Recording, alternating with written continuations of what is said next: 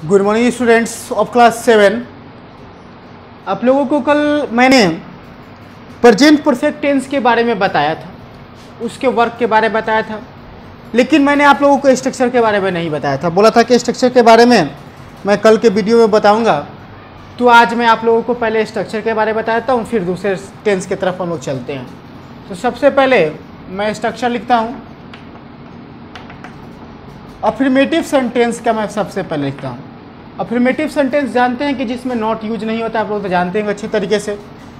तो इसका सब्जेक्ट का स्ट्रक्चर क्या हो जाएगा? अफर्मेटिव का सब्जेक्ट प्लस हैज या have plus V3 plus object. ये है आप लोगों का प्रेजेंट परफेक्ट टेंस का स्ट्रक्चर। अफर्मेटिव सेंटेंस का सब्जेक्ट प्लस हैज या have plus V3 plus object. ठीक है, एक चीज बाबू समझ लीजिए कि हैज जो होता है ना, उसका हम लोग यूज करते हैं सिंगुलर के साथ, सिंगुलर नाउन के साथ, और हैव का यूज करते हैं हम लोग प्लूरल नाउन के साथ। ठीक है, यानी कि प्लूरल प्रोनाउन हो तो भी हैव का ही यूज होगा, अगर सिंगुलर प्रोनाउन हो तो हैज का हम लोग यूज करेंगे। यानी कि हैज सिंगुलर के लिए और हैव जो है प्लूरल के लिए यूज किया जाएगा। सेकेंड जो था सेंटेंस का रूप, अगर हम लोग बात करें नेगेटिव सेंटेंस, तो नेगेटिव सेंटेंस का स्ट्रक्चर होगा सब्जेक्ट प्लस हैज या have plus not plus V3 plus object. ठीक है, ये स्ट्रक्चर रहेगा अफर्मेटिव नेगेटिव सेंटेंस का। और अगर हम लोग बात करें इंट्रोगेटिव सेंटेंस का, तो हम बात कर रहे हैं इंट्रोगेटिव सेंटेंस में जो हमारे हेल्पिंग वर्ब जो इसमें दिए गए हैं, उन्हीं से हम लोग बात करें। WH का बात कर रहा है, तो अगर हेल्पिंग वर्ब वाला अगर हम बनाना होगा तो हैज या have plus subject plus V3 plus object plus question mark, ये स्ट्रक्चर हम लोग फॉलो करेंगे। तो ये था प्रेजेंट परफेक्ट टेंस का स्ट्रक्चर। ठीक है, तो अब हम लोग देखते हैं प्रेजेंट परफेक्ट कॉन्टिन्यूअस टेंस के बारे में। मैं समझाने की कोशिश करता हूं। I hope you understand. अगर हम लोग इसे समझें तो डिफिनीशन के हिसाब से मैं समझाता हूं। सबसे पहले, it tells about the action that started in the past and is continuing up to the present time. कहने का मीनिंग क्या हुआ कि एक्शन जो है वो पास्ट टाइम में शुरू होगा, यानी कि बीते हुए समय में एक्शन स्टार्ट होगा। ठीक है, एंड कंटिन्यू, यानी कि अभी भी वो कंटिन्यू है, यानी कि प्रेजेंट में भी कंटिन्यू टाइम में वो चलता रहेगा। हम लोगों ने क्या पढ़ा था प्रेजेंट टेंस में कि काम कोई पास्ट में चल रहा हो लेकिन काम अभी अभी समाप्त हो जाए प्रेजेंट में, ठीक है, घटित हो, तो वैसे काम को हम लोग प्रेजेंट में रखेंगे। लेकिन जब काम आपका पास्ट में चालू हो जाए और प्रेजेंट में भी कंटिन्यूअस चलते रहे, लगातार चलते रहे, तो वैसे सेंटेंस के साथ हम लोग प्रेजेंट परफेक्ट कंटिन्यूअस टेंस का यूज करेंगे। थोड़ा सा सेंटेंस को समझते हैं। He has been playing since morning, वह सुबह से खेल रहा है। देखिए यहाँ पे सिंस जो है वो टाइम बता रहा है कि कब से, और कब है तो सुबह से, और सुबह से खेल रहा है, यानी कि टाइम आपका स्टार्टिंग प्ले कब चालू हुआ? सुबह में, और अभी भी चल रहा है, कंटिन्यूअस चल रहा है, यानी कि यह आपका क्या है? प्रेजेंट परफेक्ट कंटिन्यूअस टेंस है। दूसरे टेंस सेंटेंस को मैं पढ़ता हूं। I have been listening to news for 30 minutes, 30 minute से ये न्यूज सुन रहा है। अब बात को समझिए कि काम जो है वो 30 मिनट पहले चालू हो चुका है, यानी कि पास्ट में काम चलेगा, क्योंकि अभी तो पास्ट हो जाएगा, प्रेजेंट में अगर बात करेंगे, और अभी भी सुन रहा है। तो बात समझ में आई कि काम पास्ट में चालू हो लेकिन कंटिन्यूअसली अब प्रेजेंट में चलते रहे, तो वैसे काम को हम लोग किस में लेंगे? प्रेजेंट परफेक्ट कंटिन्यूअस टेंस में लेंगे, और इस फॉर्मूले पर बनाएंगे। स्ट्रक्चर में जल्द ही लिखता हूं। Good morning students. तो आज 7 में हम आपको पढ़ाने जा रहे हैं शाल्ट। शाल्ट क्या है? न्यूट्रलाइजेशन रिएक्शन के फलस्वरूप पैदा हुआ प्रोडक्ट है, और कह सकते हैं कि salt are the compound that are form by action of acid and base. यानी शाल्ट वो कंपाउंड है जो एसिड या बेस के रिएक्शन से बनता है। They are crystalline compound and soluble in water. Crystalline है यानी रवादार, दानेदार या रवादार बोल सकते हैं। और ये वाटर में मैक्सिमम जो सॉल्ट होते हैं वाटर में सोलेबल होते हैं। Their solution are good conductor of electricity, इसके सॉल्यूशन जो होते हैं इलेक्ट्रिसिटी के अच्छे कंडक्टर होते हैं। अमोनियम क्लोराइड एग्जाम्पल में क्या है, ammonium chloride, copper sulphate, ferrous sulphate, silver nitrate, या तो कॉमन सॉल्ट, ये बहुत कॉमन सॉल्ट है जिसका यूज लेबोरेटरी। अब देखो एक बात है कि घर में यूज करते हैं, तो घर में आप यूज करते हैं उसका नाम है सोडियम क्लोराइड, जिसको हम टेबल सॉल्ट या कॉमन सॉल्ट कहते हैं। तो अभी हम बात करें और कि ये लैब में क्या मतलब, प्रयोगशाला में इसका यूज किया जाता है। प्रॉपर्टी ऑफ सॉल्ट, सॉल्ट के गुण क्या है, salt are usually soluble in water, भाई सॉल्ट क्या होते हैं पानी में घुलनशील होते हैं। Most of the salt are solid with high melting point and boiling point, प्राय सॉल्ट जो होते हैं अच्छे मेल्टिंग और बॉइलिंग पॉइंट के होते हैं। Salt solution in water are good conductor of electricity, salt solution जो होते हैं अच्छे कंडक्टर होते हैं किसके, इलेक्ट्रिसिटी के। Certain salt have the same water molecule attach, कुछ सॉल्ट ऐसे होते हैं जिसमें वाटर मॉलिक्यूल भी होते हैं, इसको हम हाइड्रेट सॉल्ट कहते हैं। दस water molecule attach to salt is called water of the crystallization, जो सॉल्ट में वाटर के मॉलिक्यूल मिले होते हैं उसको हम कहते हैं वाटर ऑफ क्रिस्टलाइजेशन। इसमें आते हैं कॉपर सल्फेट, देखो ऐसा कॉपर सल्फेट तो CuSO4 5H2O, 5H2O का मतलब कि इसमें पानी की मात्रा ज्यादा होती है और इसका कलर ब्लू होता है। आयरन सल्फेट FeSO4, इसमें 7H2 होता है, इसका कलर ग्रीन होता है।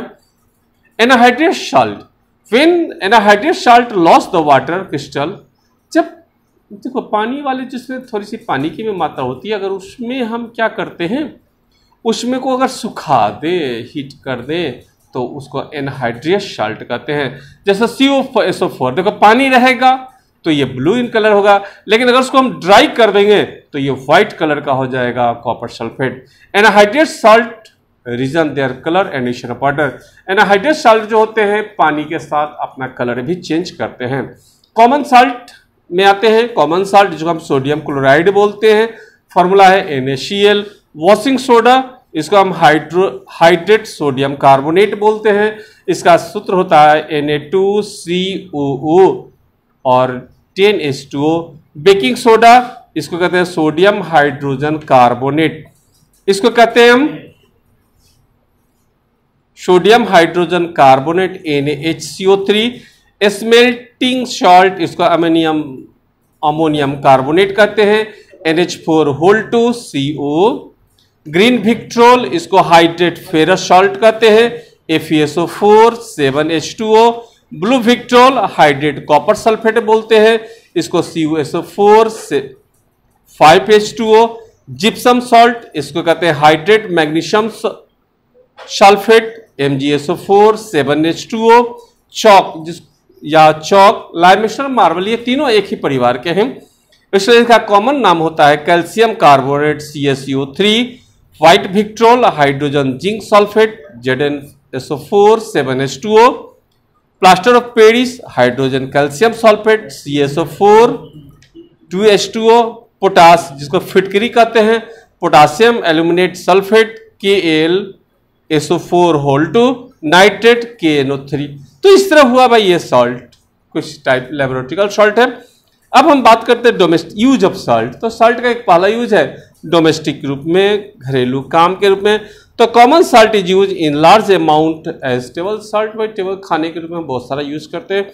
This is prepared by food in pickling, या पिकलिंग यानी अचार और खाना बनाने में होता है।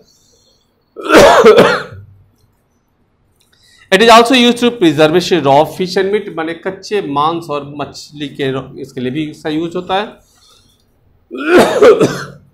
Washing soda use for manufacturing detergent of wash cloth, washing soda का यूज जो होता है कि डिटर्जेंट का मैन्युफैक्चरिंग होता है। It is also use in fire extinguisher, इसको अग्निशामक यंत्र में भी इसका यूज किया जाता है। Baking soda is use for making baking powder, baking soda का यूज हम बेकिंग पाउडर के लिए यूज करते हैं। It is also use to preparation the antacid tablet, इसका एंटासिड टैबलेट में भी यूज होता है। हाँ, इंडस्ट्रियल कारखाने के यूज में। तो copper sulphate use for fungicide in agriculture, copper sulphate का यूज क्या होता है फंगिसाइड के रूप में यूज होता है।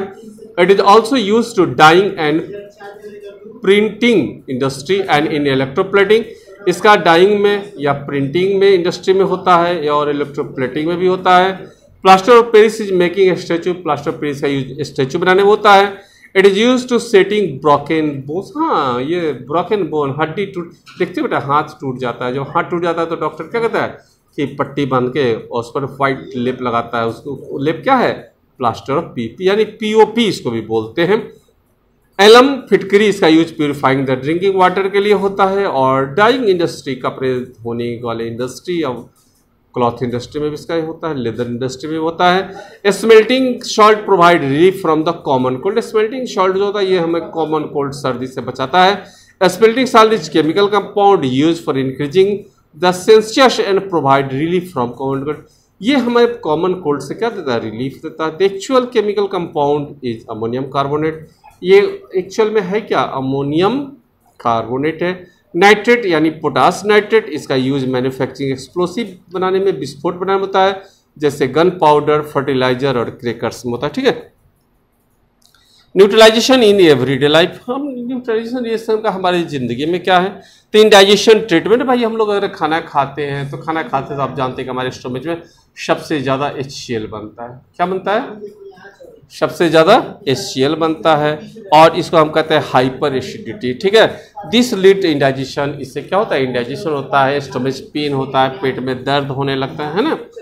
तो इस समय हम क्या लेते हैं, एंटासिड लेते हैं और ये कैल्शियम कार्बोनेट या मैग्नीशियम हाइड्रोक्साइड को डॉक्टर प्रिस्क्राइब करते हैं और हम लेते हैं तो क्या होता है, हमारे पेट को आराम मिलता है, क्योर मिलता है ना। अब एंट बाइट, भाई मक्खी का काटना। वेन एंट बाइट, जब चींटी काटती है, it inject the acetic acid या फॉर्मिक एसिड।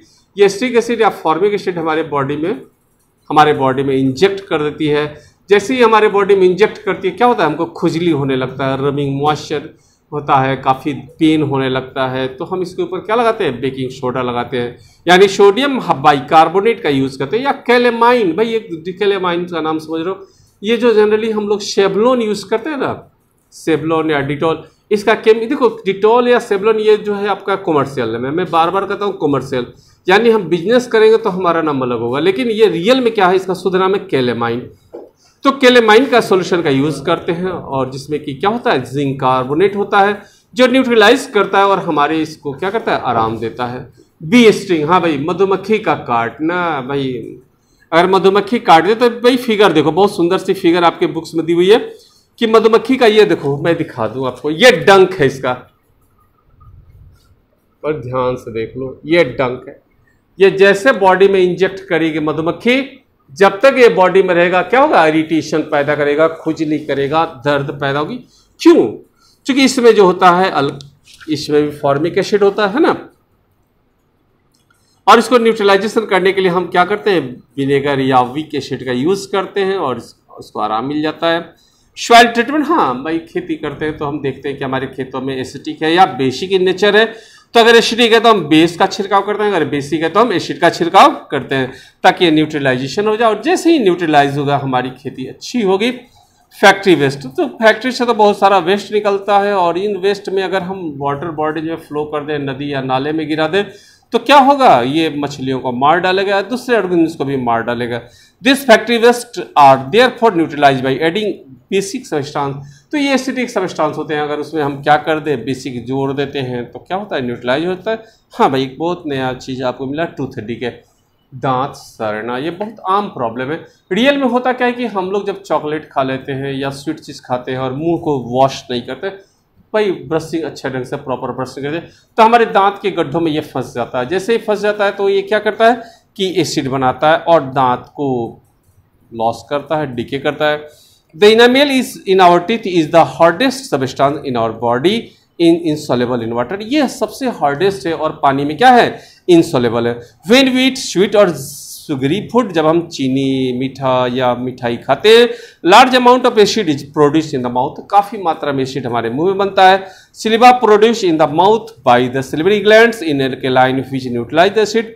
और सिलिबा क्या करता है कि सिल्वरी ग्लैंड से अल्कलाइन बनाता है और ये न्यूट्रलाइज करता है। Excess acid is remove by cleaning the teeth, toothpaste which is alkaline nature. तो एक्सेस मात्रा में जो होता है एसिड वो न्यूट्रलाइज करता है। अब बात करते हैं फायर एक्सटिंग्विशर यानी सोडा एस extinguisher. It contain a bottle of sulphuric acid and a solution of sodium bicarbonate. इसमें सल्फ्यूरिक एसिड होता है और सोडियम बाइकार्बोनेट होता है। In case of fire break the plug struck. अगर आग लगती है तो हम इसके प्लग को तोड़ देते हैं। फिर acid mix with the sodium bicarbonate solution, neutralization take place. जब ये ब्रेक करता है, भाई ये देखो अपने स्कूल में तो है, आप मान लो कि मैं वीडियो में करके दिखाऊं तो लॉस जाएगा, क्लास हो तो दिखाया जा सकता है। तो ये बहुत तेज मात्रा में गैस निकलता है, कार्बन डाइऑक्साइड गैस निकलती है और ये आग को बुझा देती है। तो I think I have finish your chapter. By revision में भी ये चैप्टर खत्म हो गया। अगले दिन हम चलेंगे फिजिकल एंड केमिकल चेंज। अगले दिन ये चैप्टर पढ़ाई होगा। सो प्लीज़ आप इसको पढ़ के रखिएगा, फिर हम पढ़ाएंगे तो आसानी होगी। Thank you. Good morning students.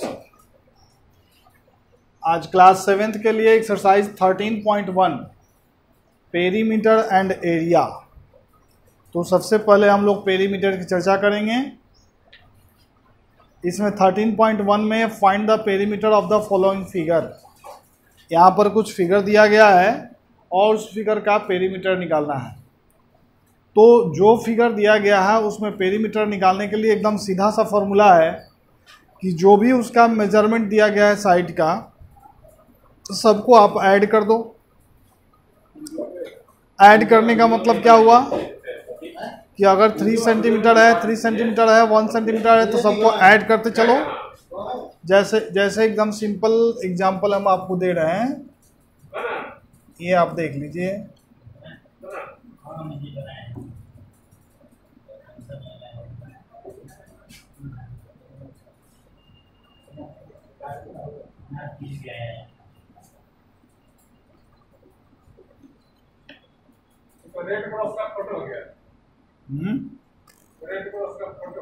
हाँ ठीक है, ये फिगर है और 3 सेंटीमीटर देखिए, ये है आपका 3 सेंटीमीटर और ये भी है 3 सेंटीमीटर।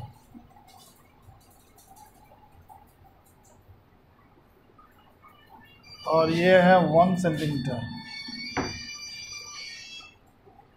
फिर नीचे भी 1 सेंटीमीटर और ये 3 सेंटीमीटर। तो इसके बाद ये है 3 सेंटीमीटर और बस यही है। अब देखिए, ये भी 1 सेंटीमीटर है, ये भी 1 सेंटीमीटर है, ये भी 3 सेंटीमीटर है, ये भी 3 सेंटीमीटर है। ठीक है, अब इसका पेरीमीटर कैसे निकलेगा? तो जितना साइड दिया हुआ, जैसे देखिए 1 सेंटीमीटर यहाँ है, 1 सेंटीमीटर यहाँ है, 1 सेंटीमीटर यहाँ है, 1 सेंटीमीटर यहाँ, तो 1 + 1 + ये 4 सेंटीमीटर हो जाएगा। और 3 सेंटीमीटर यहाँ, 3 सेंटीमीटर यहाँ, फिर यहाँ भी 3 सेंटीमीटर, यहाँ 3 सेंटीमीटर, यहाँ भी 3 सेंटीमीटर, ये 3 सेंटीमीटर, ये 3 सेंटीमीटर, ये 3 सेंटीमीटर। सब साइड को आप ऐड कर दो, है ना। तो ऐड करने के बाद जितना डिस्टेंस होगा वही आपका पेरीमीटर निकलेगा।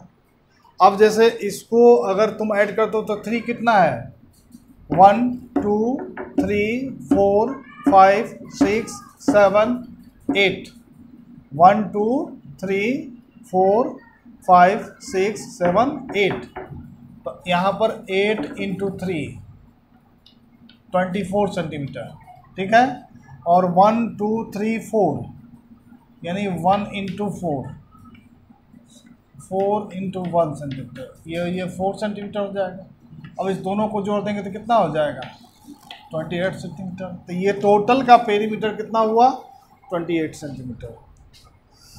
अब इसमें जितना भी फिगर दिया हुआ है, सभी फिगर का साइड दिया हुआ है, मेजरमेंट दिया हुआ है, आप उसको ऐड कर दोगे तो पेरीमीटर निकल जाएगा।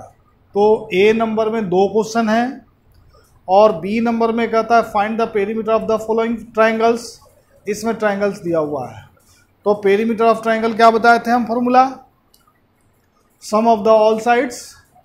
अगर इक्वल साइड है तो 3 × साइड कर दोगे, लेकिन अगर इक्वल साइड नहीं है, अनइक्वल साइड है, डिफरेंट लेंथ है, तो उस कंडीशन में क्या होगा? Sum of the all side. तो पेरीमीटर ऑफ ट्रायंगल होता है sum of the all sides. Clear? तो इसमें भी बी नंबर में 3 गो क्वेश्चन है, 1 नंबर, 2 नंबर, 3 नंबर, तीनों का पेरीमीटर आप निकाल सकते हो। अब चलिए C number, find the perimeter of the lake which is 220 meters long and 90 meter wide. यानी ये क्या है? रेक्टेंगल है। तो रेक्टेंगल का पेरीमीटर कैसे निकलता है? 2 × L + B। Find the perimeter of the square, side 1.5 meter है, तो इसका पेरीमीटर कैसे निकलता है? 4 × साइड। तो प्रीवियस क्लास में आपको पेरीमीटर बताए थे और उस पेरीमीटर के आधार पर आप टोटल क्वेश्चन जी तक बना सकते हैं, है ना, जिसमें साइड फिक्स है, साइड जो दिया हुआ है उसके अनुसार आप निकाल सकते हैं। कहीं कहीं इसमें जो एफ और जी क्वेश्चन है, एफ में कह रहा है कि ब्रेथ ऑफ रेक्टेंगल दिया हुआ है 70 सेंटीमीटर, फाइंड द ब्रेथ निकालना है और लेंथ दिया हुआ है 70 सेंटीमीटर, पेरीमीटर दिया हुआ है 300 सेंटीमीटर। तो उसका फॉर्मूला लेकर के हम ब्रेथ निकाल सकते हैं। जब लेंथ दिया हुआ तो ब्रेथ निकाल सकते हैं। इसको आप देख सकते हैं कि जो फॉर्मूला है फॉर्मूला लिख करके आप बना सकते हैं। ठीक है? तो इस चीज़ को जैसे मान लीजिए एफ नंबर में perimeter of a rectangle 2 × L + B। अब यहाँ पर पेरीमीटर कितना दिया हुआ है? पेरीमीटर दिया हुआ 300 सेंटीमीटर और 2 × क्या निकालना है हमको? L दिया हुआ है कितना सेंटीमीटर? 70 सेंटीमीटर। तो L दिया है 70 सेंटीमीटर, अब प्लस ब्रेथ हमको क्या करना है? निकालना है। तो ये जो 300 सेंटीमीटर है, 300/2 कर दो, ये जो 2 मल्टीप्लाई है इधर आकर डिवाइड हो गया है, तो यहाँ पर 70 सेंटीमीटर प्लस भी हो गया, अभी तो 150 हो गया। ठीक है? अब क्या करेंगे? तो 150 centimeter 70 centimeter equal to B। तो केंद्र बन जाएंगे वही, सेंटर बन जाएंगे वही 0.008 80 सेंटीमीटर हुआ, ये हो जाएगा बड़े। तो इस तरह से हम 13.1 आपका कंप्लीट हुआ। अब इसमें जितना क्वेश्चन है जी तक क्वेश्चन है आप बनाएंगे। Thank you.